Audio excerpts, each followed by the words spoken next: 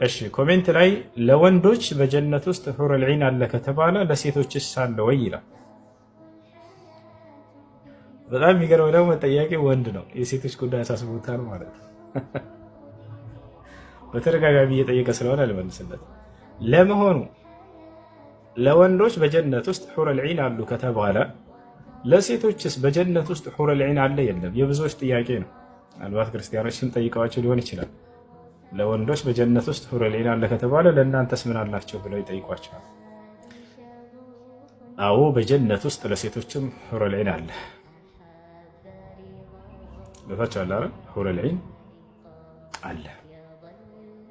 ቃል በቃል አላህ ሱብሓነሁ ነቢያችን ሰለላሁ ዐለይሂ ወሰለም አላህ ሱብሓነሁ ወተዓላ በጀነት ውስጥ የሚፈጥራቸው ሰዎች አሉ ብለው ተናገሩ። ወንዶችም ሴቶችም በዚያ ውስጥ ይፈጠራሉ አለ ሐዲስ ላይ። ነገር ግን ለምንድን ነው አላህ ሱብሓነሁ ወተዓላ በቁርአን ላይ የቁርአንን ጥበብ እዚህ ጋር ትረዳላችሁ። ወንድ ነው ሴት ልጅን በአብዛኛው ሄደው የሚፈልገው ወይንስ ሴት ልጅ ነች ወንድ ልጅ ሄዳ የምትፈልገው? ለትዳርም ሊሆን ይችላል፣ ለማናገር፣ ለማንኛውም ነገር። እስኪ መልሱ። ወንድ ነው ሴት ልጅን የሚፈልገው ሄዶ ወይንስ ሴት ልጅ ነች ወንድ ልጅን ሄዳ የምትፈልገው? ወንድ ነው አይደል ሄዶ የሚፈልገው?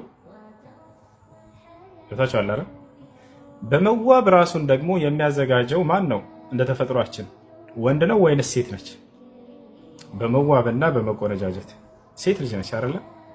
ስለዚህ በቁርአን ላይ ለሴቶች ወንዶች ተዘጋጅቶላቸዋል ቢባል አያስኬድም ነበረ። ምክንያቱም አስለን ሴት ልጅ ሄዳ ወንድ ልጅን የምትፈልግና እንትን የምትል አይደለችም። በተፈጥሯ ማን ነው ሄዶ የሚፈልገው? ወንድ ልጅ ነው። ስለዚህ መገለጽ ያለበት እንዴት ነው? በጀነት ውስጥ ሑረል ዒን ሴቶች አሉ ተብሎ ነው መገለጽ ያለበት። አያችሁ አይደል?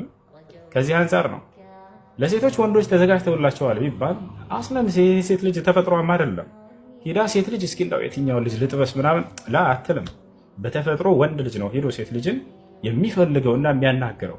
ስለዚህ ለወንዶች ተዘጋጅቶላቸዋል ተብሎ መግለጽ የፈለገው አላህ ሱብሓነሁ ወተዓላ ይህን የሰው ልጆችን የፈጠራቸው ፈጣሪ ነውና ተፈጥሯቸውን የሚያውቅ የሆነ አምላክ ስለሆነ ነው። ከዚህ አንፃር ነው